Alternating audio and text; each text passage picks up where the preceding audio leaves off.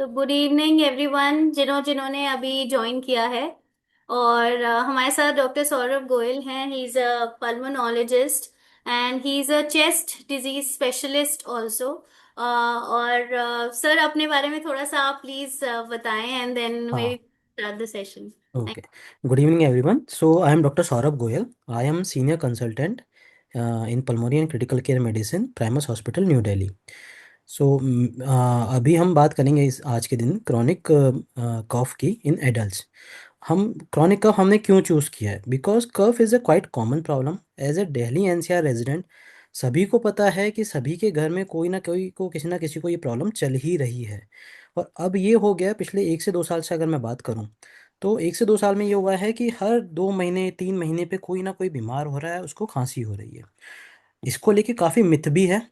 हम अगर बात करें तो काफ़ी मिथ हैं, कई लोग का बहुत अलग अलग विचार हैं, जिसके कारण WhatsApp and all social media पे भी कई मिथ जो है वो फैलते रहते हैं।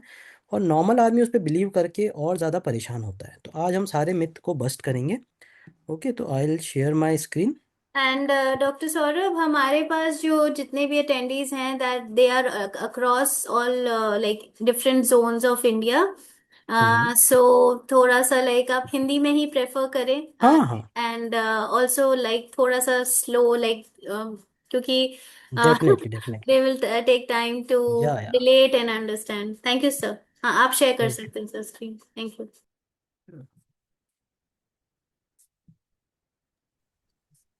सर इसको स्लाइड मोड में कर दीजिएगा, like full screen. Is it? Yes, it's visible. Thank you, sir. Sorry. तो क्रॉनिक कफ इन एडल्ट्स। तो सबसे पहले कफ होता क्या है? कफ जो है एक प्रोटेक्टिव मैकेनिज्म है। ये इट्स अ जो हमारे शरीर के अंदर कोई फॉरेन पार्टिकल जाता है, या फिर अगर हमारे कोई बलगम है जो ज़रूरत से ज़्यादा बन रहा है, तो it's a kind of protective mechanism. वो उस चीज़ को निकालने में हमारी हेल्प करता है। दूसरा, सिर्फ ये नहीं है कि वो हमें कोई चीज़ जैसे फॉरेन पार्टिकल या बलगम वगैरह अगर ज़्यादा बन रहा है तो उसको निकालने में ही हेल्प करेगा। ये एक इंडिकेटर भी होता है कि कोई ना कोई बीमारी अंदर चल रही है, जिसके कारण आपको खांसी हो रही है। तो कफ जो है, इसमें क्या होता है कि एकदम से लंग्स एकदम से एक गश ऑफ एयर जो है वो बाहर निकालते हैं, और उसके साथ में जो भी फ्लूइड, फॉरेन पार्टिकल या कीटाणु होता है वो शरीर के बाहर आ जाता है, जो शरीर के लिए अच्छा नहीं होता है। तो ये नॉर्मल कफ हम सब जानते हैं। अब कफ प्रोड्यूस कैसे होता है? There is a reflex. होता क्या है आप यहाँ देखेंगे तो लंग्स में से इंफॉर्मेशन जाती है ब्रेन को। जब लंग्स के अंदर अगर कोई सूजन आ रही है, कोई इन्फेक्शन है, या कोई भी तरह की बीमारी है, इवन अगर एलर्जी ही है, तो एलर्जन अगर लंग्स में गया है तो ये इन्फॉर्मेशन जाती है नर्व्स के थ्रू ब्रेन को। और ब्रेन उस चीज़ को वापस से एनालाइज करके नर्व्स के through different part of body में, जैसे हमारी चेस्ट मसल्स होती है, नेक मसल्स होती है, डायफ्राम होता है जो एक तरह की काफ़ी बड़ी मसल्स होती है जो चेस्ट और एब्डोमेन को डिवाइड करती है, तो इन सब को ऑर्डर देता है। इन सब के ऑर्डर देने से जो मसल्स होती हैं, ये मसल्स क्या करती हैं, ये जो है लंग्स को बाहर की तरफ खींचती हैं ताकि एयर अंदर जाए, और एकदम से झटके से वो उसको बाहर निकलवाती है ताकि कफ प्रोड्यूस हो। इसका मैकेनिज्म एक्शन है जो मैंने आपको बता ही दिया है कि सबसे पहले इसमें ट्रिगरिंग होता है, मतलब कि लंग्स से ब्रेन में जाता है, फिर ब्रेन से लंग्स में वापस से आता है, लंग्स मसल्स की तरफ आता है जो उसको मदद करती है। ठीक है।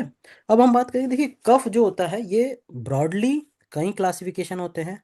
अगर हम टाइम के हिसाब से बात करें तो इसको अक्यूट भी कह सकते हैं जब ये 3 हफ्ते से कम होता है, सब एक्यूट कहते हैं जब ये 3 से 8 वीक के बीच में होता है, और क्रॉनिक कहते हैं जब ये 8 वीक से ज़्यादा होता है। इसके अलावा भी कफ के बहुत सारे क्लासिफिकेशन होते हैं, जैसे कि हम कह सकते हैं वेट कफ है या ड्राई कफ है। ठीक है, आपका पूरे दिन कफ रहता है या कोई पर्टिकुलर टाइम पे कफ रहता है। तो इस तरह से काफ़ी ज़्यादा क्लासिफिकेशन होते हैं। अभी के लिए हम बात करेंगे क्रॉनिक कफ, यानी कि जब 8 वीक से ज़्यादा कफ परसिस्ट रहता है। हालांकि हम थोड़ी बात अक्यूट कफ की भी करेंगे ताकि हम उसको डिफ्रेंशिएट कर पाए क्रॉनिक कफ से। तो ये टेबल आपको बता रही है कि नॉर्मली जो कारण होते हैं अक्यूट कफ के, सब अक्यूट कफ के और क्रॉनिक कफ के। अक्यूट कफ में तो हम सब जानते हैं कि अगर किसी को वायरल हो गया, जिसको कॉमन कोल्ड फ्लू भी कहते हैं, साइनोसाइटिस हो जाता है, ब्रोंकाइटिस हो जाता है, या फिर निमोनिया जो इन्फेक्शन होता है लंग्स का, ये सारे अक्यूट कॉजेज में आता है। सब एक्यूट में साइनोसाइटिस, अस्थमा आ सकता है। इवन इन्फेक्शन यानी कि वायरल इन्फेक्शन होने के बाद जो खांसी रहती है वो सब एक्यूट तक जा सकती है। क्रॉनिक जो कि आज हमारा टॉपिक है, क्रॉनिक में जो जनरली होता है, क्योंकि बहुत से लोग, क्रॉनिक का एक कारण ये भी है कि खांसी अक्यूट कारण से है, बट कहीं ना कहीं किसी ना किसी लापरवाही से, चाहे चाहकर चाहे अनजाने में लापरवाही हो रही है, और वो अक्यूट कारण ही क्रॉनिक में कन्वर्ट हो रहा है। जैसे कि साइनोसाइटिस, पोस्ट नेजल ड्रिप। ये होता है कि साइनोसाइटिस से म्यूकस गले में गिरता है और उससे खांसी होती है। GERD, ये टर्म्स मैं इसलिए बोल रहा हूँ कि हो सकता है कि आपके फैमिली में या आपको किसी को इस तरह की कोई बीमारी है तो आप उसको अच्छे से समझ पाए। GERD क्या होता है? एसिड ज़्यादा बनता है पेट के अंदर, और वो जो खाने की नली होती है, बार बार लेटते टाइम वो उसमें आता है और उससे हमारे लंग्स में यानी सांस की नली में चला जाता है। इसके अलावा क्रोनिक कफ के कारण होते हैं, जैसे एक दवाई होती है जो बीपी की दवाई होती है, तो वो भी खांसी का कारण होता है। स्मोकर अगर कोई है तो स्मोकिंग एक तरह से इरिटेंट का काम करता है लंग्स के लिए, और चूंकि बार बार स्मोकिंग इरिटेट करता है लंग को, तो लंग्स में खांसी होती है। उसके अलावा सीरियस कॉज में लंग कैंसर आता है, हार्ट फेलियर आता है, ट्यूबरकुलोसिस, और बहुत सारी और बीमारियां होती है लाइक सार्कोइडोसिस एंड ऑल। तो इसमें ध्यान देने की बात क्या है कि हमने जो ये सारे कारण पढ़े, इसमें सबसे पहले हमने कारण देखा साइनोसाइटिस। साइनोसाइटिस क्या होता है? जो नाक होती है, नाक के अराउंड साइनस होते हैं, जो हमारी आवाज में एक इको लाते हैं, उसमें सूजन होती है तो खांसी आती है। और ये one of the most common कारण होता है खांसी का। तो खांसी का मतलब ये नहीं है कि खांसी अगर हमें है तो वो सिर्फ लंग्स के कारण होगी। खांसी, जैसे यहाँ पे हमने देखा, साइनोसाइटिस है उसके कारण हो सकती है, पेट में एसिड है उसके कारण हो सकती है, TB की दवाई है उसके कारण हो सकती है, even heart, lung, heart, liver और किडनी के कारण भी हो सकती है। तो हम एक एक करके सबको पढ़ेंगे, पर पहले हमें ये जानना जरूरी है कि क्यों हमारे लिए खांसी इतनी इंपॉर्टेंट है। प्रॉब्लम क्या होती है जब खांसी लंबी चलती है? तो हम सब जानते हैं कि हमें बहुत सारी प्रॉब्लम उससे होती है, जैसे कि स्लीप डिस्टरबेंस होता है, क्योंकि ज़्यादातर खांसी रात को और अर्ली मॉर्निंग ज़्यादा होती है। दिन में काफ़ी बार उतनी खांसी नहीं होती जितनी रात के टाइम होती है। तो स्लीप काफ़ी डिस्टर्ब रहती है, और स्लीप डिस्टर्ब रहने के कारण जो आदमी है वो अपना डे रूटीन फॉलो नहीं कर पाता है, उतना अच्छे से अपने काम में फोकस नहीं कर पाता है, और उसके कारण उसको ड्राउजीनेस बना रहता है। इसके अलावा कई लोगों में खांस खांस के वॉमिटिंग तक भी हो जाती है, सर दर्द होने लगता है। कुछ एल्डरलीज, जैसे कि हम जानते हैं जैसे जैसे आदमी बूढ़ा होता है, उसकी उम्र होती है, तो उसकी हड्डियां कमज़ोर होती है, और अगर उनमें कोई बहुत तेज खांसी होती है लंबे टाइम तक, तो उसके कारण रिब फ्रैक्चर भी हो सकता है। जो हमारी पसलियां होती हैं, कई बार वो भी फ्रैक्चर हो जाती हैं। कई जो स्मोकर्स होते हैं, जो स्मोकिंग कर रहे हैं, उनके अंदर क्या होता है कि जो लंग्स होते हैं उसमें बलून्स यानी गुब्बारे बन जाते हैं, और कई बार खांसी से वो भी फट जाते हैं। और वो फट जाते हैं, जो कॉमन भाषा में आप लोगों ने सुना होगा कि किसी का लंग फट गया, तो वो कई बार फट जाते हैं अगर एक्सेसिव कफ रहे और वो स्मोकर है और उसके लंग्स में बलून्स है। इसके अलावा हम सब जानते हैं कि अगर कोई खांसी रहेगी तो सोशली ये डिस एम्बेरसमेंट हो जाता है, डिस्कम्फर्ट हो जाता है, सबके साथ बैठना मुश्किल हो जाता है, तो सोशल एक आइसोलेशन हो जाता है। इसके अलावा कई लोग को खांसी होने पे चक्कर आते हैं और वो गिर भी जाते हैं, गिरने के कारण उनको चोट भी लग सकती है। कई लोगों में खांसी के दौरान यूरिन निकलना या कई बार मोशन पास हो जाना, जस्ट कि उसको खांसी है, वो बहुत कॉमन होता है, हालांकि ये एल्डरलीज में ज़्यादातर होता है। इसके अलावा आंखों के अंदर भी खून आ जाता है।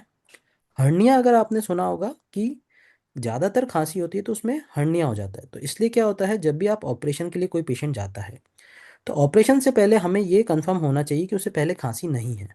क्योंकि अगर ऑपरेशन कर दिया पेट का या कहीं का और उसे खांसी रही, तो जहाँ पे चीरा लगाया है वहाँ से हो सकता है कि कोई ऑर्गन जो है उसको उसके बाहर निकलने लग जाए, मतलब स्किन के अंदर रहेगा पर उसमें एक उभार, प्रोट्रूजन जिसको कहते हैं, वो दिखने लग जाता है, तो वो हर्निया बन सकता है। इसके अलावा जो छाती में दर्द वगैरह है वो हो सकता है। ये तो हमने बात की फिजिकल चीज़ों की। इमोशनल और साइकोलॉजिकल अगर हम बात करें तो ये डिप्रेशन और एंजाइटी का भी कारण होता है कई लोगों में। इसके अलावा जो सांस की बीमारी ऑलरेडी एक पेशेंट को है, तो खांसी जो है वो ये शो करती है कि आपकी जो बीमारी है वो बढ़ रही है, और वो कहीं ना कहीं उसे नोटिस करने की ज़रूरत है, उसका ट्रीटमेंट बढ़ाने की ज़रूरत है। और अगर टाइमली उसको मैनेज नहीं किया गया तो बीमारी काफ़ी हद तक बढ़ सकती है। तो ये कॉम्प्लिकेशन है। जनरली अगर हम बात करें कि हम कैसे इस चीज़ को पहचानते हैं, एज ए डॉक्टर क्या होता है हमारे लिए बहुत इंपॉर्टेंट होता है कि हम सबसे पहले पेशेंट की हिस्ट्री लें। हिस्ट्री में जैसे एज, अगर एक आदमी 60 साल 70 साल 80 साल का है तो उसमें खांसी के बहुत सारे कारण जैसे कैंसर और बहुत सारे और कारण हो सकते हैं। एक आदमी जो 10 साल 20 साल 30 साल का है उसमें ज़्यादातर एलर्जी या इन कारणों से खांसी हो सकती है। तो जब भी आप डॉक्टर के पास जाते हैं आपको प्रॉपर हिस्ट्री देना बहुत ज़रूरी है, क्योंकि अगर आप प्रॉपर हिस्ट्री देंगे तब डॉक्टर असेस कर पाएगा और बहुत जल्दी कंक्लूजन पे पहुंच पाएगा कि आपको खांसी किस कारण है। ड्यूरेशन हम बात कर ही चुके हैं, अक्यूट सब एक्यूट एंड क्रॉनिक। ड्यूरेशन पे डिपेंड करता है कि अगर मान लीजिए आपको 3 4 दिन 5 दिन की खांसी तो वो चिंता की बात नहीं है। पर अगर वही 15 दिन से ज़्यादा, 20 दिन, महीने, 2 महीने की खांसी तो ये चिंता की बात है। क्योंकि इंडिया में इतनी लंबी खांसी का एक मेन कारण ट्यूबरक्लोसिस होता है। तो अगर किसी को ट्यूबरक्लोसिस है और वो अपनी खांसी को इग्नोर करता रहेगा तो वो बीमारी बढ़ती जाएगी। तो इसलिए ड्यूरेशन एक काफ़ी इंपॉर्टेंट चीज़ होती है। Wet and dry cough. Wet and dry cough से मतलब होता है कि अगर बलगम आ रहा है खांसी में बलगम आ रहा है तो कहीं ना कहीं वो एक इन्फेक्शन या ज़्यादा म्यूकस बनने को शो करता है। और अगर वो ड्राई है तो हो सकता है कि अंदर केवल स्वेलिंग हो, बलगम ना हो। कई बार खांसी के साथ खून भी आता है जो कई खतरनाक बीमारियों में हो सकता है। इसके अलावा हमें बाकी सब हिस्ट्री भी पूछनी पड़ती है, जैसे कि उसको चेस्ट पेन तो नहीं है, जैसे हमने बताया। हार्ट फेलियर के अंदर चेस्ट पेन हो सकता है। अगर मान लीजिए उसको कोई दवाई चल रही है या उसको चक्कर आ रहे हैं तो हमें सारी हिस्ट्री लेके ये पता करना पड़ता है, जैसे सांस में दिक्कत है कि कौन सा ऑर्गन सिस्टम इन्वॉल्व है, और उस हिसाब से हम चीज़ों को एक डाउट कर सकते हैं कि हमें क्या इन्वेस्टिगेशन करानी चाहिए। इसके बाद डॉक्टर आपका फिजिकल एग्जामिनेशन करता है। फिजिकल एग्जामिनेशन इन जनरल आपका नोज देखा जा सकता है, आपका मुंह देखा जा सकता है, आपके चेस्ट का एग्जामिनेशन किया जा सकता है। और इसके अलावा अगर आपको किसी इस तरह का सिम्टम है कि पाँव में सूजन है या कोई और दर्द है, कहीं और जगह पे दिक्कत है, तो उसका भी एग्जामिनेशन करना होता है। ये सब मिलके हमें क्लू देते हैं कि हमें क्या जांचें करानी चाहिए, जिससे हमें पता चल सके कि बीमारी खांसी जो है वो क्यों हो रही है। इन्वेस्टिगेशन में अगर हम बात करें तो हर कोई जानता है जनरल जो इन्वेस्टिगेशन होती है वो होती है चेस्ट एक्सरे। और अगर एक्सरे में ऐसा कुछ आता है तो हमें सिटी स्कैन की भी ज़रूरत पड़ सकती है। पर एक चीज़ मैं यहाँ पे क्लियर करना चाहूँगा, बहुत से लोग हमारे पास आते हैं उनको खांसी की प्रॉब्लम है और वो खुद से ही चेस्ट एक्सरे करा लेते हैं। ये एक अच्छी हैबिट नहीं होती। क्यों अच्छी हैबिट नहीं होती है? चेस्ट एक्सरे में एक्सरे रेडिएशन होता है जो बॉडी के लिए अच्छा नहीं होता है। और मोस्ट ऑफ द टाइम अगर आप डॉक्टर के पास जा रहे हैं और अगर वो आपका सही से हिस्ट्री ले रहा है, एग्जामिनेशन कर रहा है, तो मान के चलिए 60 से 70% केसेस के अंदर, खांसी के केस के अंदर एक्सरे की ज़रूरत नहीं होती है। तो वो करा के आप कहीं ना कहीं अपनी बॉडी को हार्म कर रहे हैं। तो इसलिए मैं ये कहना चाहूँगा कि कभी आपको खांसी होती है अपने आप से एक्सरे मत कराइए जब तक कि डॉक्टर को ना लगे। ब्लड टेस्ट की अगर हम बात करें तो बहुत से ब्लड टेस्ट थोड़ी चीज़ें हमें बताते हैं कि खांसी का कारण क्या हो सकता है। जैसे एक होता है इओसिनोफिल, कई लोग जानते होंगे, ये एक एलर्जी का पैरामीटर होता है। सीरम आईजीई होता है। टीएलसी होता है जो सीबीसी में होता है, जो इन्फेक्शन को बताता है। लीवर और किडनी की जांच होती है और कुछ स्पेशलाइज्ड टेस्ट होते हैं डिपेंडिंग कि आपको क्या प्रॉब्लम है। जैसे कोई जॉइंट पेन है या गठिया है तो गठिया, इन सब में भी खांसी होने की संभावना बनी रहती है। तो वो सब कुछ हिस्ट्री एग्जामिनेशन से डिपेंड करता है कि हमें क्या जांच करानी चाहिए। इसके अलावा एक चीज़ और होती है पीएफटी। पीएफटी होती है पल्मोनरी फंक्शन टेस्ट। इसके अंदर आप एक मशीन के अंदर ब्लो करते हैं, फूंक मारते हैं, और वो आपके लंग की कैपेसिटी के बारे में बताता है। वो ये भी बताता है कि लंग में कोई सूजन, जो सांस की नलियां हैं उसमें कोई सूजन तो नहीं है, उसमें दवाई लेने से, जिसे हम पंप या इनहेलर कहते हैं, उस पर कोई फ़र्क पड़ रहा है या नहीं पड़ रहा है। तो वो सब चीज़ें हमें पीएफटी बताती है, जो हमारे लिए काफ़ी इंपॉर्टेंट टेस्ट होता है। अब हम वन बाय वन एक एक बीमारी के बारे में बात करेंगे, जस्ट ब्रीफ नॉलेज, ताकि अगर आपको उससे रिलेटेड कोई क्वेश्चन है तो आप पूछ सकते हैं। जैसे अस्थमा, हम सब जानते हैं कि अस्थमा एक कारण होता है खांसी का, पर ज़्यादातर लोग का मानना होता है कि अस्थमा जो है उसमें सांस फूलती है, पंप लेते हैं और ये सब। काफ़ी हद तक ये सही भी है, बट अस्थमा कई तरह का होता है। जरूरी नहीं है कि अस्थमा में सांस हमेशा फूलेगी। तो कई बार एक तरह का अस्थमा होता है जिसे कफ वेरिएंट अस्थमा कहते हैं, जिसमें सिर्फ खांसी होती है, उसमें सांस नहीं फूलती है। उसका कारण क्या होता है कि जनरली जो अस्थमा पेशेंट्स होते हैं, उनके जो सांस की नलियां होती है वो हाइपर रेस्पॉन्सिव हो जाती है। हाइपर रेस्पॉन्सिव मतलब कि उनकी सेंसिटिविटी बहुत ज़्यादा बढ़ जाती है। थोड़ा सा भी कुछ होता है, इवन टेम्परेचर चेंज भी होता है कई बार, या इमोशनल आउटबर्स्ट भी होता है, जैसे कि ज़्यादा हंस दिए, ज़्यादा रो दिए, तो भी अस्थमा का अटैक आ सकता है। तो इस तरह के जो पेशेंट्स होते हैं, तो उसमें कफ वेरिएंट अस्थमा भी होता है, जिसमें जो सांस की नली है उसका सेंसिटिविटी काफ़ी हद तक बढ़ जाता है। इवन बाकी अस्थमा में भी जो सेंसिटिविटी है वो काफ़ी हद तक बढ़ जाता है। इस टेस्ट में, अगर हम इस कफ वेरिएंट अस्थमा में बात करें, तो इसमें टेस्ट जो होते हैं जनरली नॉर्मल आते हैं। इसमें तो हमें दवाई ही देनी पड़ती है, उसके साथ ही में ठीक हो जाता है। दूसरा आता है इयोसिनोफिक ब्रोंकाइटिस। ये होता है कि आपकी जो सांस की नली है उसमें सूजन आ जाती है, और वो जो सूजन आ जाती है वो एक्सरे में नहीं दिखती है, वो पीएफटी में नहीं दिखती है, वो सिर्फ और सिर्फ बलगम एग्जामिनेशन में दिख सकती है। तो उसमें हम बलगम का एग्जामिनेशन भी करते हैं।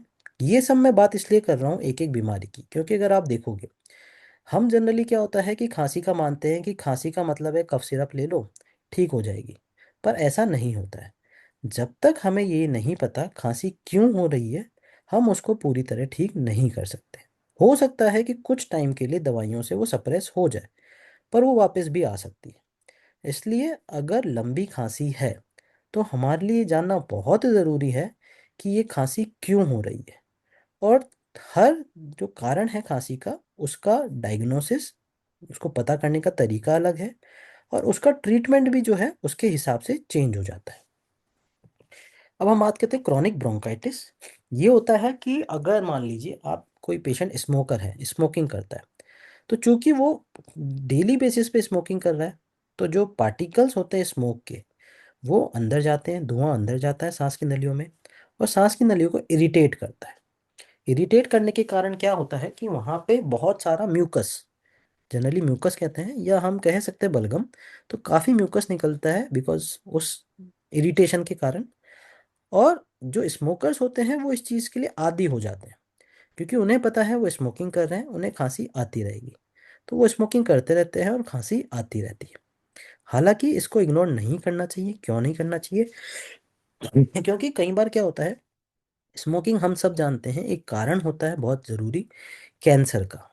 स्मोकिंग से लंग कैंसर हो सकता है। केवल लंग कैंसर ही नहीं, बाकी ऑर्गन के कैंसर भी हो सकते हैं। स्मोकिंग से हार्ट अटैक भी हो सकता है, बीपी भी बढ़ सकता है। स्मोकिंग से कई बार ये भी मिथ होता है कि स्मोकिंग मैं छोड़ दूंगा जब मुझे प्रॉब्लम आएगी, और उसके बाद मुझे दिक्कत नहीं होनी चाहिए। पर आपको मैं एक चीज़ बताना चाहूँगा। क्या होता है कि अगर आपने 20 साल स्मोकिंग करी, 20 साल से लेकर 40 साल के बीच में, अब आप जो है 45 या 40 में वो स्मोकिंग छोड़ते हैं क्योंकि कोई आपको सांस की दिक्कत आने लगती है। तो आप ये मत सोचिए कि अब चूंकि मैंने स्मोकिंग छोड़ दी है तो मुझे कोई दिक्कत उससे नहीं आएगी। आप जब 20 से 40 साल में होते हैं, आप जवान होते हैं, आपकी मसल्स बहुत अच्छा काम कर रही होती है। कई बार मसल जो है वो लंग्स को सपोर्ट करता है। पर क्या होता है, जैसे जैसे उम्र होती है तो मसल्स कमज़ोर होने लगती है और लंग्स को सपोर्ट नहीं करती। तो एक्चुअल में क्या होता है कि एक आदमी जिसने 20 से 40 साल में स्मोकिंग की है, 60 साल पे उसको सांस में दिक्कत आने लगती है। अब वो सोचता है मैंने तो स्मोकिंग कब की छोड़ दी, 20 साल मुझे छोड़े हुए हो गए, अब मुझे स्मोकिंग से प्रॉब्लम नहीं होनी चाहिए। पर स्मोकिंग से प्रॉब्लम बाद में, जब आप एल्डरली होते हैं, आपकी मसल कमज़ोर होती है, बाद में आती है। क्योंकि स्मोकिंग से जो लंग डैमेज हुआ है वो कभी भी ठीक नहीं हो सकता। तो इससे पहले कि लंग डैमेज हो, हमें स्मोकिंग छोड़ देनी चाहिए। तीसरी अगली अगर हम बात करें गैस्ट्रोइसोफेजियल रिफ्लक्स डिजीज, जैसे मैंने ये बताया कि ये क्या होता है कि जो एसिड है, एसिड आजकल हम सब जानते हैं कि आजकल का जो लाइफ स्टाइल है उसके अंदर बैठे रहने का काम ज़्यादा है। ज़्यादातर लोग का डेस्क जॉब होता है, ठीक है, वो ज़्यादा चलते फिरते नहीं हैं, एक्सरसाइज नहीं करते हैं। खाना, कई बार ये होता है कि रात को 10 बजे घर पहुंच रहे हैं, 10 बजे खाना खाया, 11 साढ़े 11 बजे सो गए। ये सब कारण है। और स्ट्रेस, स्ट्रेस भी जो है, ये सब कारण है जिसके कारण क्या होता है कि आपका एसिड प्रोडक्शन बढ़ जाता है। जब एसिड प्रोडक्शन बढ़ता है उसके कारण जो है अंदर सूजन, क्योंकि एसिड है तो उसमें सूजन आती है, ठीक है, तो उसमें सूजन आने लगती है, उसमें सूजन आने लगती है। तो अब ये कई बार कारण हो सकता है इवन कैंसर का। तो इसको ठीक रखने के लिए, और ये एसिड क्या करता है, क्योंकि सांस की नली और खाने की नली पास पास होती हैं, तो जब खाने की नली में एसिड ज़्यादा बनता है और आप लेटते हैं तो वो गले में आता है। कई लोगों ने इसे महसूस भी किया होगा। और वो गले से सीधा सांस की नली में चला जाता है, जो एक खांसी का कारण होता है। दूसरा, कई बार क्या होता है कि आपका जो सांस की नली है और खाने की नली वो पास पास है, तो अगर सांस की नली में सूजन आ रही है तो बाहर से ही वो सांस की नली को इरिटेट कर सकता है और जो है खांसी का कारण बन सकता है। तो हमें अगर इस तरह की कोई प्रॉब्लम होती है, इसको हम कैसे देखते हैं, इसके लिए एक एंडोस्कोपी होती है जो हम सब ज़्यादातर लोग जानते हैं। उसके अलावा हमें पीएच चेक करना होता है। कई बार कई पेशेंट्स के अंदर हम पीएच चेक करते हैं और उस हिसाब से हम एसिड को दबाने की दवाई देते हैं। पर जो एसिड को दबाने की दवाई देने का तरीका है वो एक टेम्परेरी तरीका है, क्योंकि उससे चीज़ें सॉल्व नहीं होंगी। परमानेंट तरीका होता है कि अगर आपका लाइफस्टाइल अच्छा नहीं है, अगर आप खाना खाने के आधा एक घंटे में सो जाते हैं, पेट भर के खाते हैं, आप ऑयली स्पाइसी ज़्यादा खाते हैं, तो आपको वो सब चीज़ें चेंज करना पड़ेगा। अगर स्ट्रेस बहुत ज़्यादा है तो आपको कैसे भी करके स्ट्रेस को कंट्रोल करना पड़ेगा, क्योंकि ये रूट कॉज है। जब ये ठीक होगा तो ये चीज़ें ठीक हो जाएंगी। अब हम बात करते हैं अपर एयरवे कफ सिंड्रोम। अपर एयरवे कफ सिंड्रोम, जैसे कि हम पहले बता चुके हैं कि नाक के चारों तरफ साइनस होते हैं। साइनस हमारी आवाज़ में इको देते हैं। अब क्या होता है कि ये जो साइनस होते हैं, ये सबसे ज़्यादा इन्वॉल्व चीज़ होती है, खांसी का सबसे एक मोस्ट कॉमन कारण होता है। ये क्या करते हैं, इनमें जो म्यूकस बनता है वो नाक में आता रहता है और नाक से गले में जाके पेट में चला जाता है। पर कभी कभी जो ये रास्ता है जहाँ पे साइनस नाक में खुलते हैं, वो एलर्जी के कारण, वायरल इन्फेक्शन के कारण, कुछ भी ठंडा खट्टा खाने के कारण, जो हम कोल्ड कहते हैं, कई बार वो बंद हो जाता है। जब वो बंद हो जाता है तो इसके कारण जो म्यूकस इसमें निकलना होता है वो नहीं निकल पाता। और कई बार आप देखेंगे खांसी भी होने लगती है, क्योंकि वो अब पीछे की तरफ गिरने लगता है। और दूसरा, आप देखेंगे कि सर दर्द काफ़ी ज़्यादा रहता है। कई बार पेशेंट बोलता है कि मेरा आगे की तरफ सर दर्द रहता है। उसका जो मोस्ट कॉमन रीज़न होता है वो साइनस होता है। इसको आप टेस्ट भी कर सकते हैं। कई बार सिर्फ आप ये कि मैं अपने पेशेंट में कहता हूँ आप एक नाक बंद करके लंबी सांस लीजिए, वन बाय वन आपको पता चलेगा कि मोस्टली 80% लोगों की एक नाक छोटी होगी, एक नाक बड़ी होगी। तो जो छोटी नाक होती है वो बहुत इजीली बंद हो जाती है। और बंद होने के कारण क्या होता है कि उससे जो म्यूकस है वो निकलता है और खांसी को प्रोड्यूस करता है। तो हमें उसी के लिए नेजल स्प्रे वगैरह देना पड़ता है। तो ये सारे कारण जो है हम बात कर रहे हैं वन बाय वन, कि हर चीज़ का ट्रीटमेंट अलग है। तो हम ऐसा नहीं है कि खांसी है, खांसी का सिरप दे दिया और पेशेंट ठीक हो गया। अगर लंबी खांसी है तो उसमें जांच करना ज़रूरी है, पता करना ज़रूरी है। मैंने आपको बताया कि मेडिकेशन जैसे कि बीपी की एक दवाई होती है पर्टिकुलरली, हालांकि आजकल वो इतना ज़्यादा यूज़ नहीं करते हैं, वो खांसी करती है। इसके अलावा कुछ जिनकी हड्डियां बहुत कमज़ोर होती हैं उनको एक तरह की दवाई देते हैं जो हड्डियों को मजबूत करता है। वो कभी कभी खांसी का कारण हो सकता है। तो कई बार डॉक्टर आपसे पूछता है कि आप क्या क्या दवाई लेते हैं। उसका यही कारण होता है, कहीं कुछ ऐसा तो नहीं चल रहा जो दवाई के कारण आपको खांसी हो। पर इसको प्रूव करने का सिर्फ एक तरीका है, हिट एंड ट्राई, कि आप दवाई को कुछ टाइम के लिए बंद करें। अगर खांसी ठीक हो रही है तो वो दवाई के कारण हो सकती है, अगर वो ठीक नहीं हो रही तो उसका कोई ना कोई और कारण। इसके अलावा था ब्रोंकिक्टेसिस। अब ब्रोंकिक्टेसिस क्या होता है, क्योंकि ये सारी मेडिकल टर्म है, मैं आपको नॉर्मल भाषा में समझाता हूँ। ब्रोंकिक्टेसिस क्या होता है, आप इसको ऐसे समझिए कि जो सांस की नली होती है, सांस की नली क्या होती है, हमारी जो सांस की नली होती है, जैसे जैसे हम सेंटर से बाहर की तरफ जाते हैं तो वो पतली होती जाती है। ये यूनिवर्सल चीज़ है कि हर किसी में जब हम सेंटर से बाहर की तरफ जाएंगे तो जो सांस की नली है वो धीरे धीरे धीरे करके पतली होती जाएंगी। पर ब्रोंकियोटाइसिस क्या होता है कि कभी कोई ना कोई इन्फेक्शन अगर होता है, उसके कारण जो सांस की नलियां हैं वो डैमेज हो जाती है। और चूंकि वो डैमेज हो जाती हैं तो वो पतली नहीं होती हैं, वो सेम डायमीटर की रह जाती है। अब सेम डायमीटर रहने से प्रॉब्लम क्या होता है, सेम डायमीटर रहने से प्रॉब्लम क्या होता है कि यहाँ पे क्या होता है ना कि क्लीनिंग जो होती है वहाँ पे कुछ सीलिया होते हैं, सीलिया होते हैं एक तरह के झाड़ू की तरह कोई चीज़ें होती हैं जो आपके बलगम को ऊपर की तरफ धक्का मारती है, ताकि लंग्स में जो बलगम बनता है वो आपके गले तक पहुंचे सांस की नली से और आप जो है उसको पेट में चला जाए। पर यहाँ पे वो चीज़ डैमेज हो जाती है बिकॉज ऑफ इन्फेक्शन, और उसके कारण जो बलगम है वहाँ पे जमा होने लगता है। अब चूंकि वहाँ बलगम जमा हो रहा है तो वो इन्फेक्शन का सोर्स बनाता है, उसमें बैक्टीरिया इन्फेक्शन होने के चांसेस बहुत ज़्यादा बढ़ जाते हैं। चूंकि वहाँ बैक्टीरिया इन्फेक्शन होता है तो वो और बलगम बनवाता है, वो इरिटेट करता है सांस की नली को और ज़्यादा बलगम बनता है। इससे कई बार वो फेफड़ा बैठ जाता है, यानी कि उसमें हवा खत्म हो जाती है। कई बार चूंकि उसमें इन्फेक्शन हो जाता है तो निमोनिया भी बन सकता है। इवन ब्रोंकिटिस में बहुत कॉमनली क्या होता है कि जो इन्फेक्शन है, जो कीटाणु है, वो आसपास की चीज़ों को खाने लगता है और वहाँ पे जो खून की नली होती है वो उसको भी खाने लगता है, तो बहुत ज़्यादा मात्रा में खून भी आ सकता है। तो अगर खांसी के साथ बलगम आ रहा है, खून भी आ सकता है, तो हो सकता है कि पेशेंट को ब्रोंकिटिस हो। इस चीज़ को हम एक्सरे या फिर सिटी स्कैन से पता करते हैं और उसके हिसाब से हम दवाई देते हैं जिससे कि बलगम पतला हो और जमी नहीं, क्योंकि जो डैमेज हो चुका है वो डैमेज हो चुका है, उस चीज़ को ठीक नहीं किया जा सकता। अब हम बात करते हैं पोस्ट इन्फेक्शन। ये भी एक काफ़ी कॉमन चीज़ होती है। हम सब देखते हैं कि हमें फ्लू बहुत जल्दी होता है, वायरल जब मौसम चेंज होता है कई लोगों को फ्लू हो जाता है, बच्चों को, बड़ों को, एल्डरलीज को। अब फ्लू होने के कारण क्या होता है कि अंदर सूजन आ जाती है और पेशेंट को खांसी बनी रहती है। कई वायरल इन्फेक्शन तो बहुत लंबा टाइम भी ले लेते हैं खांसी को पूरी तरह जाने में, 15 दिन, 20 दिन, 25 दिन। और सबसे बड़ी बात क्या है कि वायरल के लिए सच कोई दवाई नहीं होती। हमें सिर्फ जो वायरल के कारण स्वेलिंग आई है उसे दवाइयों से कम करना पड़ता है, पर उसमें भी एक समय लग जाता है, 5 से 10 दिन के बीच में। इसके अलावा इन्फेक्शन की ही तरह अगर हम बात करें तो जैसा कि इन्फेक्शन में मैंने बताया कि वायरल इन्फेक्शन हो और अंदर सूजन आ गई, एलर्जी में भी सेम होता है। कोई एलर्जन जैसे मान लीजिए पॉलन हो गया, कोई धुआं हो गया, वो आपकी सांस की नली में जा रहा है, तो अगर वो सांस की नली में जा रहा है तो वो इरिटेट करेगा और वहाँ पे सूजन आ जाएगी। क्योंकि वहाँ पे सूजन आ जाएगी तो वो एज इट इज़ ही बिहेव करेगी जैसे वायरल इन्फेक्शन बिहेव कर रहा था, तो उसमें खांसी बनी रहेगी। और उसमें हम दवाइयाँ देते हैं सूजन कम करने की, जिससे कि खांसी ठीक हो सके। इसके बाद आता है कैंसर।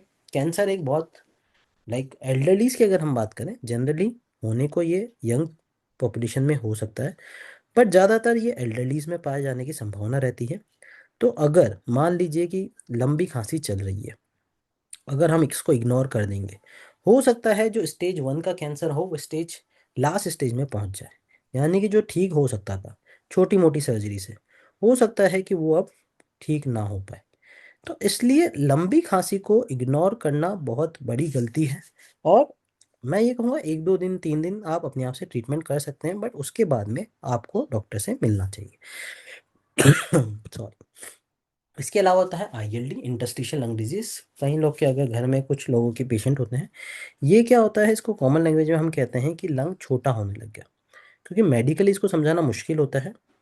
अगर वैसे मैं अगर बात करूं तो होता क्या है, इसके अंदर जो लंग्स होते हैं, जैसे हमारे स्किन पे कभी चोट लगती है, खून आता है, खून आता है उसके बाद जो है उस पर स्कैरिंग हो जाती है जिसको खरूट भी कहते हैं। तो इस तरह से क्या होता है आईएलडी में, कुछ 1 2 3 तरह के, जैसे गठिया होता है उसमें भी आईएलडी हो सकता है। तो कुछ बीमारियां ऐसे होती है शरीर की जिसके अंदर शरीर अपने आप को, लंग्स को थोड़ा थोड़ा करके डैमेज करने लगता है। जब वो थोड़ा थोड़ा करके डैमेज करता है और उसमें जब वो हीलिंग होती है तो वहाँ पे स्कैरिंग हो जाती है, यानी खरूट बन जाता है लंग्स में। और चूंकि लंग्स में खरूट बन गया है तो लंग्स का काम है ऑक्सीजन बनाना। अब जो खरूट होता है वो लंग्स को उतना प्रॉपरली वर्क नहीं करने देता, और पेशेंट की ऑक्सीजन काफ़ी मात्रा में कम होने लगती है, पेशेंट की सांस फूलने लगती है, और उसको खांसी बनी रहती है जो ज़्यादातर सूखी खांसी होती है। अब हम बात करते हैं ट्रीटमेंट। ट्रीटमेंट मैंने आपको बताया इन जनरल, अगर मैं बात करूँ तो ट्रीटमेंट में होता है कि खांसी को सप्रेस करना, यानी ख़त्म करना है। पर खांसी को ख़त्म करने के लिए जैसे ज़्यादातर लोग का मानना है कि हमें कफ सिरप देना चाहिए। फ्रैंकली स्पीकिंग मेरी प्रैक्टिस में मैं कफ सिरप ना के बराबर देता हूँ, क्योंकि कफ सिरप में भी वही दवाई है जो टैबलेट में है। तो ऐसा ज़रूरी नहीं है कि आपको कफ सिरप चाहिए ही चाहिए। दूसरी बात होती है कि सारे कफ सिरप सेम नहीं होते हैं। आजकल तो बहुत से लोग इस बात को जानते हैं कि ब्रॉडली 3 तरह के कफ सिरप होते हैं। एक होता है जो खांसी को बंद करने के काम आता है, दूसरा होता है जो बलगम निकालने के काम आता है, ठीक है, और जो है तीसरा होता है जो नलियां भी खोलता है। तो इस तरह से कफ सिरप अलग होते हैं, पर खांसी को सप्रेस करना हमारा मकसद नहीं होता है। लंबी खांसी में हमारा मकसद होता है कि हम रूट कॉज, जो उसका कारण है जिसके कारण खांसी हो रही है, उसको पहचानें, और उसको पहचान कर उसको ट्रीट करें। अगर वो इन्फेक्शन है तो हम उसको एंटीबायोटिक दें, अगर ट्यूबरकुलोसिस है तो हम उसको टीबी की दवाइयाँ दें, अगर मान लीजिए अस्थमा है तो उसको नेबुलाइजेशन या इनहेलर या पंप दें। तो जिस तरह की बीमारी या जिस कारण खांसी हो रही है उसके हिसाब से इलाज होता है। जैसे मैंने बताया कि हार्ट के कारण भी हो सकता है, एसिड के कारण भी हो सकता है, तो उस चीज़ को ठीक करना ज़रूरी है अगर हमें परमानेंटली खांसी को ठीक करना है। इसके अलावा जनरल रूल में आता है avoid triggering factor. Triggering factor होता है जो चीज़ उसको ट्रिगर कर रही है। अब वो बीमारी भी हो सकती है, कई बार होता है कि कोई ऐसा एलर्जन घर में है, कई बार होता है जैसे मान लीजिए आपके घर में कोई नया पेट आया, किसी डॉग आ गया। अब आदमी को डॉग आने के बाद से खांसी होना शुरू हो गई, ठीक है। तो ऐसे कई कारण होते हैं, जैसे अगर बालकनी में कबूतर बैठते हैं, कई या कई लोग घर चेंज करते हैं, घर चेंज करते ही नई जगह गए और खांसी शुरू हो गई, हो सकता है घर में सीपेज आई हुई हो। तो ऐसे बहुत से कारण होते हैं, जब तक वो चीज़ आप पहचानेंगे नहीं, उसको हटाएंगे नहीं, दवाई इस चीज़ को पूरी तरह से ख़त्म नहीं कर सकती। और नेचुरली हम सब जानते हैं जनरल हाइजीन, हाइजीन बहुत ज़रूरी है एज ए ट्रीटमेंट, कि हम दूसरों को खांसी ना दें और बाकी सबका ध्यान रखें। तो ट्रीटमेंट जैसे मैंने बात करी, बेसिकली जो ट्रीटमेंट डिपेंड करता है कि उसका कारण क्या है, उस कारण के हिसाब से हमें उसका ट्रीटमेंट करना पड़ता है। तो ट्रीट करने के लिए सबसे ज़्यादा ज़रूरी है उसको पहचानना कि वो क्यों है। अब हम बात करेंगे रोल ऑफ न्यूट्रिशन। न्यूट्रिशन की अगर मैं बात करूँ तो न्यूट्रिशन में क्या होता है कि नॉन स्टार्च पॉलीसेकेराइड होता है, जो कि एक कार्बोहाइड्रेट है, और ये ज़्यादातर मिलता है फाइबर्स में। और फाइबर्स किस में मिलते हैं? फाइबर्स मिलते हैं फ्रूट्स में, वेजिटेबल्स में। इसके अलावा क्या होता है, सोय आइसोफ्लेवोन्स होता है, जो सोयाबीन जो होता है उसमें मिलता है। तो ये क्या करते हैं, ये जो सांस की प्रॉब्लम होती है उसको कम करते हैं। पर इसका ये मतलब नहीं है कि आज आपको खांसी शुरू हुई, आज आपको सांस में दिक्कत शुरू हुई, और आप सोचो कि अब मैं इसको 4 फ्रूट 5 फ्रूट खा लेता हूँ और मेरी खांसी ठीक हो जाएगी। ऐसा नहीं है। ये ऐसा नहीं है कि आप आज लेंगे और आज इसका असर आने लगेगा। ये काम करते हैं इम्यूनिटी बूस्ट करने में। तो इसमें टाइम लगता है, इसमें महीनों या सालों लगते हैं। आप जब रेगुलर एज ए डाइट इन चीज़ों को लेते रहेंगे तो जाके आपकी हेल्थ और आपकी इम्यूनिटी बेटर होती है, और फिर जब आपको इस तरह की कोई प्रॉब्लम होती है तो उससे वो फाइट बैक जल्दी कर पाती है। इसके अगर हम बात करें कि जैसे फ्लेवोनॉइड्स की हमने बात की थी, तो किस किस चीज़ में फ्लेवोनॉइड्स पाया जाता है? जो बेरीज होती हैं उनमें, सिट्रस फ्रूट जैसे कि ऑरेंज, लेमन, ग्रेप फ्रूट, इन सब में मिलता है, चाय में होता है, इसके अलावा डार्क चॉकलेट में, और सोया प्रोडक्ट में। अब इसमें ये होता है, कई लोग मेरे पास आते हैं कि हम ऑरेंज ले सकते हैं, लेमन ले सकते हैं। ऐसा नहीं है कि आप नहीं ले सकते हैं, पर बहुत से लोग, क्या होता है, बहुत से लोग का गला खट्टी चीज़ों के लिए सेंसिटिव होता है। सबका नहीं होता है, पर ज़्यादातर जिनको बार बार खांसी मौसम चेंज के साथ दिक्कत होती है उनका गला सेंसिटिव होता है। जैसे हम कहते हैं दूध, कई लोग कहते हैं कि दूध पीना नहीं चाहिए खांसी में, कई लोग कहते हैं कोई फ़र्क नहीं पड़ता। वो डिपेंड करता है कि आप मिल्क एलर्जी है या नहीं है। तो इसी तरह से अगर आप सेंसिटिव हैं सिट्रस फ्रूट के लिए, ऑरेंज लेमन के लिए, तो आपको इसको अवॉइड करना चाहिए। और जैसा मैंने कहा कि ये कोई रामबाण नहीं है कि आप इसको लेंगे और ठीक हो जाएगा। ये लॉन्ग टर्म में जाके आपकी हेल्प करता है। तो आप इसको रेगुलरली लंबे टाइम लेंगे तो जाके आपके शरीर को ताकत मिलती है। एंटीऑक्सीडेंट काफ़ी फेमस हो चुका है अब तो। एंटीऑक्सीडेंट होता है कि जैसे हमारी बॉडी एज कर रही है, ठीक है, तो वो एजिंग प्रोसेस को मान लीजिए आप कम करने का काम करता है। ठीक है। इसका जो मेजर सोर्स होता है वो फ्रूट एंड वेजिटेबल ही होता है, उसमें भी फ्रूट ज़्यादा होता है। तो अगर हम बात करें कि जैसे एक स्टडी हुई थी, उसमें देखा गया कि कुछ पॉपुलेशन में जो है फ्रूट दिया गया, है ना, फल दिया गया, और कुछ में सिर्फ विटामिन सी और कैरोटीनॉइड दिए गए। तो उन्होंने देखा कि ओवरऑल जो लोगों ने फ्रूट लिया था उनकी इम्यूनिटी ज़्यादा अच्छी थी, बजाय उनके जिन्होंने सिर्फ विटामिन सी और कैरोटीनॉइड लिया था। तो फ्रूट एज ए होल बाकी चीज़ें भी रखता है, बाकी न्यूट्रिएंट्स भी रखता है, जो भी आपकी मदद करते हैं आपकी इम्यूनिटी को बूस्ट करने में। तो न्यूट्रिशन पॉइंट ऑफ व्यू से हमने कहा vitamin C, carotenoids, flavonoids, fibre and antioxidant आपके खाने में रेगुलरली होना चाहिए। आजकल हम सब जानते हैं कि कितना एडल्ट्रेशन यानी कि कितना नकली खाना आ रहा है। तो बेटर है, मैं खुद सप्लीमेंट रहता हूँ, हमें कुछ ना कुछ सप्लीमेंट लेना चाहिए ताकि हमारी इम्यूनिटी स्ट्रांग रहे और हमें बाद में दिक्कत ना हो। कफ सिरप की हम बात कर चुके हैं, अब हम बात करेंगे कॉमन मिथ कि क्या क्या मिथ होते हैं। देखिए, एक मिथ होता है कि without syrup cough can be control, यानी कि बिना सिरप के, मैं आपको बता चुका हूँ कि खांसी कंट्रोल नहीं होगी। तो मैं आपको बता चुका हूँ कि जिस तरह की बीमारी है उस बीमारी पे अगर हम वर्क करेंगे, उसके ऊपर काम करेंगे, बीमारी खत्म होगी, खांसी ठीक हो जाएगी। तो हमेशा कफ सिरप काम नहीं करता। दूसरा होता है कि बहुत से लोग मेरे पास प्रैक्टिस में आते हैं और कहते हैं कि मेरा बलगम नहीं निकल रहा। उनको साइकोलॉजिकली क्या हो जाता है कि उनको लगता है कि मेरा बलगम निकलेगा तो ही मैं ठीक होऊंगा, जबकि ऐसा नहीं होता है। बहुत सी खांसी में बलगम होता ही नहीं है, केवल सूजन होती है सांस की नलियों में, और सूजन तो नहीं निकलेगी। कई लोगों को क्या होता है, गले में, हम सबको पता है टॉन्सिल्स होते हैं। टॉन्सिल्स की तरह छोटे छोटे लिम्फ नोड हमारे गले के पीछे होते हैं, जिनमें वो हमारा प्रोटेक्शन, हमारी रक्षा करने के लिए होता है। तो जब हमें गले का इन्फेक्शन होता है या गले में कुछ भी होता है तो वो थोड़े से बड़े हो जाते हैं। कई लोगों को फील होता है कि कुछ अटका हुआ है, यानी बलगम अटका हुआ है, और वो बार बार बार बार खांस के उसको निकालने की कोशिश करते हैं, जबकि वो बलगम नहीं है।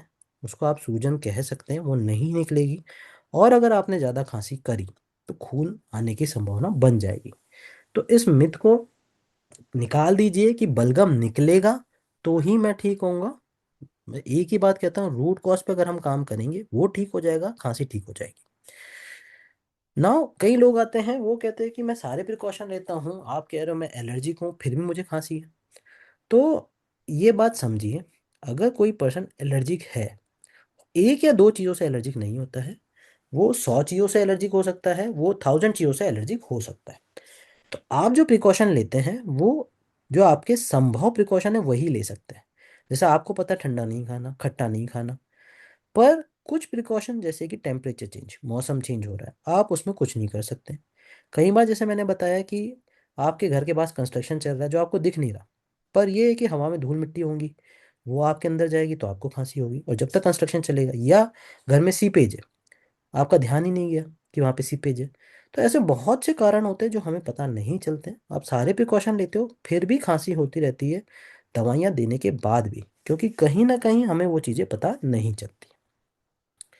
अब एक ये होता है कि कई बार पेशेंट आता है कि वो अपने आप से सेम मेडिकेशन ले लेता है। एलर्जी में क्या होता है कि देखिए, कुछ हद तक आप सेम मेडिकेशन ले सकते हैं, 3 दिन 4 दिन अगर आराम आ जाता है, वेल एंड गुड। बट वो आइडियल वे नहीं है। आइडियल वे क्यों नहीं है? क्या होता है जब कोई एलर्जिक पेशेंट आता है, क्योंकि उसको मौसम चेंज के साथ हो सकता है हर साल या साल में 2 बार ये प्रॉब्लम आती हो। तो जब आप डॉक्टर के पास जाते हैं, डॉक्टर क्या करता है, एंटी एलर्जिक लिखता है, जो आजकल सबको पता है। एंटी एलर्जी के साथ में वो सारी चीज़ें लिखता है जो आपकी करेंट प्रॉब्लम है। जैसे मान लीजिए आपको बुखार आ रहा है, हो सकता है वो आपको एंटीबायोटिक दे, हो सकता है एंटीबायोटिक ना दे, हो सकता है आपको इनहेलर दे, पर एवरी टाइम, हो सकता है एवरी टाइम वो सेम दवाई भी दे अगर आपकी सेम ही प्रॉब्लम है। बट क्या होता है कि अगर वो 5 मेडिकेशन लिख रहा है, हो सकता है कि 3 मेडिकेशन सेम हो जो उसने पिछली बार लिखी हो, पर 1 से 2 मेडिकेशन चेंज हो सकती है। और जो 1 से 2 मेडिकेशन होती है वो, उसका असर जो है पुराने प्रिस्क्रिप्शन से और नए में बहुत ज़्यादा चेंज हो जाता है। तो कई बार जब पेशेंट अपने आप लेता है वो ठीक नहीं होता है, डॉक्टर के पास जाता है, डॉक्टर सिर्फ एक दवाई चेंज करता है और पेशेंट ठीक हो जाता है। अब ये होता है जैसे मैंने बताया कि खांसी का मतलब ज़्यादातर लोग को लगता है कि वो लंग्स के कारण है या लंग्स की बीमारी है, ऐसा नहीं है। हमने देखा साइनस, एसिडिटी, हार्ट, दवाइयाँ, बहुत सारे कारण हैं जिसके कारण खांसी हो सकती है। देन कई लोग आते हैं कि भाई हमने फ्लू शॉट होता है जो एक वैक्सीनेशन होती है इन्फ्लुएंजा की, कि हमने तो वो लगवा लिया, उसके बाद हम इन्फेक्ट कैसे हो गए। तो जो वैक्सीनेशन होती है वो आपको ऐसा नहीं इन्फेक्शन से बचाएगी, वो आपको सिर्फ ये बचाती है कि इन्फेक्शन की सीवियरिटी से बचाती है। यानी कि मान लीजिए कि अगर आपको इन्फेक्शन होता और आपने फ्लू शॉट नहीं लिया, हो सकता है कि आप आईसीयू में भर्ती होते। अब चूंकि आपने फ्लू शॉट ले रखा है तो आप वार्ड में भर्ती हो गए, तो प्रॉब्लम होगी पर उसकी सीवियरिटी जो है फ्लू शॉट लेने के बाद कम हो जाती है। इन्फेक्शन नहीं होगा ऐसा नहीं है। कई लोग क्या करते हैं कि अपने आप से पहले दिन बुखार आता है और एंटीबायोटिक ले लेते हैं। ये बिल्कुल सही तरीका नहीं है। ज़्यादातर जैसे मैंने बताया फ्लू वायरल इन्फेक्शन होता है और एंटीबायोटिक वायरल में हेल्प नहीं करती है, तो एंटीबायोटिक का बहुत ज़्यादा रोल पहले दिन नहीं होता है। विटामिन सी स्टॉप स्कोर मैंने बताया कि विटामिन सी कई लोग को पता है कि खांसी में अच्छा काम करता है, पर वो एक लंबा रास्ता है, एक दिन में वो काम नहीं करेगा। आपको अगर आप डेली रूटीन में ले रहे हैं तो आगे जाके हेल्प करेगा। अब चिंता कब करनी है? चिंता करनी है अगर आपके बलगम में खून आ रहा है। पर क्या हर बार हमें चिंता करनी है अगर बलगम में खून आए? नहीं, ऐसा नहीं है। ये देखिए कि ये बलगम में खून है। अब ये खून क्या है? ये बहुत हल्का सा खून है, बलगम ज़्यादा है। ये खून इसलिए आया है क्योंकि अगर आप बार बार खांस रहे तो जो अंदर की स्किन होती है वो फट जाती है, छिल जाती है।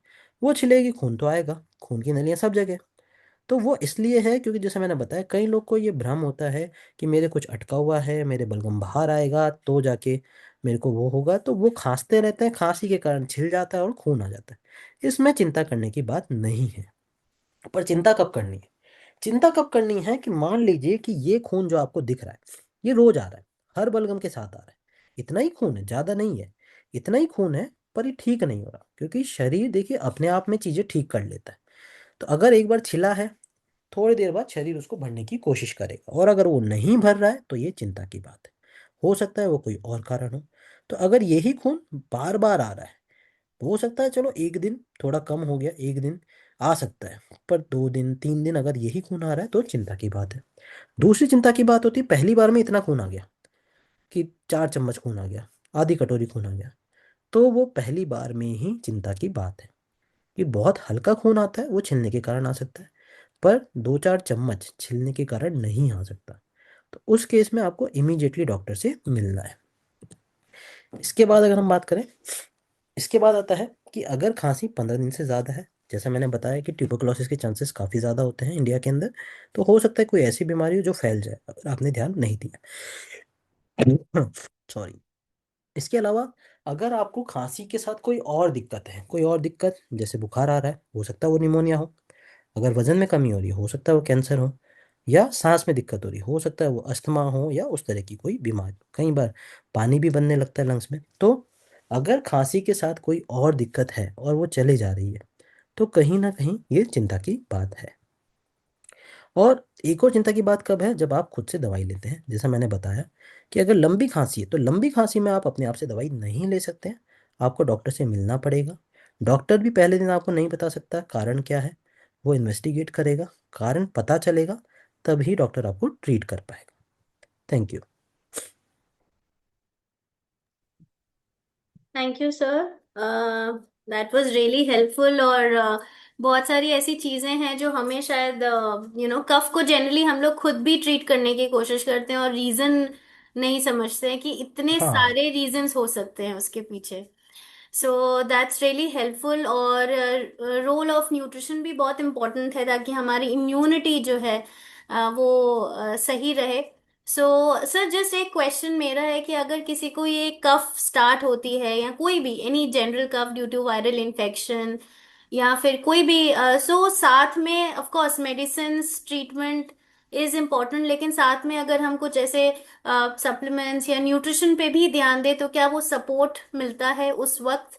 नहीं, ये मैंने जैसा कहा कि उस वक्त देखो वो होता है जैसे हम कहते हैं ना एक हिंदी में जो हम्म। कहावत है कि भाई आग लगी तभी कुआं खोदने जा रहे हैं। जी। तो वो वाली चीज़ है। अगर आपको इम्यूनिटी अच्छी करनी है, जैसा मैंने तो बताया, सप्लीमेंट्स आपको रेगुलरली लेने चाहिए। रेगुलरली। आपको विटामिन सी पता है खांसी में हेल्प करता है, आप एक दिन में विटामिन सी लेके कुछ नहीं, आपके ब्लड में वो मतलब काउंट भी नहीं होगा। तो ये है कि अगर डेफिनेटली। आप विटामिन सी आप रेगुलरली ले रहे हैं तो खांसी की प्रोबेबिलिटी कम हो जाएगी। पर वो जी। आपको रेगुलरली लेना पड़ेगा। तो कोई भी चीज़ न्यूट्रिशन अगर आप ले रहे हैं तो वो रेगुलरली लंबे टाइम से लें, तो जाके वो चीज़ जो है हेल्प करेगी, इम्यूनिटी बिल्कुल बढ़ाएगी। एक दिन में नहीं हो पाएगा। बिल्कुल बिल्कुल। बाकी और ये सर है जो, हमें, हाँ, जी, ये भी समझ में आया कि जो लाइफस्टाइल है, जैसे कि आपने बोला गैस्ट्रिक इश्यूज की वजह से, एसिडिटी की हाँ, वजह से भी चीजें होती हैं, तो लाइफस्टाइल भी यहाँ पे बहुत इंपॉर्टेंट रोल प्ले करती है कि आप टाइमली खाना खाना, एक्सरसाइज हाँ, करना, सो एवरीथिंग वर्क्स टुगेदर, जो या यहाँ पे दैट्स व्हाई से मैंने कहा ना कि जब तक आप रूट कॉज नहीं पता करेंगे ना कि आपको जी। खांसी है क्यों, क्यों? आप कभी उसको ठीक कर ही नहीं पाएंगे। हो सकता राइट। है बात बहुत छोटा सा रीजन हो, पर यह है कि वो आप परेशान होते रहेंगे। तो बिल्कुल। कारण जानना ज्यादा जरूरी है। सर कुछ क्वेश्चंस हैं, जैसे उन्होंने किसी ने पूछा है कि मुझे साइनस है, नोज ड्राई रहता है, माउथ भी ड्राई हो जाता है, ठीक ठीक कैसे करना है, एंड सोते वक्त खतरा होता है, इसका इलाज, how do we treat that sir? नहीं देखो, साइनस एक अलग चीज होती है। साइनस जो जनरली होता है वो होता है एलर्जिक, है ना। Most of the time sinus की जो प्रॉब्लम होती है एलर्जिक होती है। जो नाक होता है हल्का सा टेढ़ा होता है, जैसे मैंने बताया कि कई लोग की नाक छोटी होती है कि एक बड़ी होती है, तो वो बंद जल्दी हो जाती है। ठंडा खट्टा खाने से हो सकता है, बहुत सारी चीज़ों से। उसके अंदर ये होता है एंटी एलर्जिक मेडिकेशन तो आप अपने आप ले सकते हैं, वो क्वाइट सेफ होती है। उसके हम्म। अलावा नेजल स्प्रे होता है। बट ये है कि देखो, अगर आप मुझे साइनस कह रहे हैं, क्योंकि साइनस आप कह रहे हैं, जरूरी नहीं है वो साइनस हो। तो एक बार डॉक्टर का वर्कअप जरूरी है कि वो साइनस ही है। तो अगर आप साइनस ही है तो साइनस में आप एंटी एलर्जी को नेजल स्प्रे लेंगे, वो ठीक हो जाएगा। पर वो परमानेंट इलाज नहीं है, क्योंकि वो एलर्जी है। एलर्जी लाइफ लॉन्ग रहती है। जैसे अस्थमा है तो अस्थमा लाइफ लॉन्ग रहेगा। आप एलर्जी के कांटेक्ट में आएंगे, वो चीज़ बढ़ जाएगी, वो हट जाएगा, तो हो सकता है 2 साल 4 साल आपको कोई दिक्कत ना हो। तो उसमें प्रिवेंशन ही सबसे बेस्ट है। अगर हो जाता है तब फिर आपको दवाई लेनी है।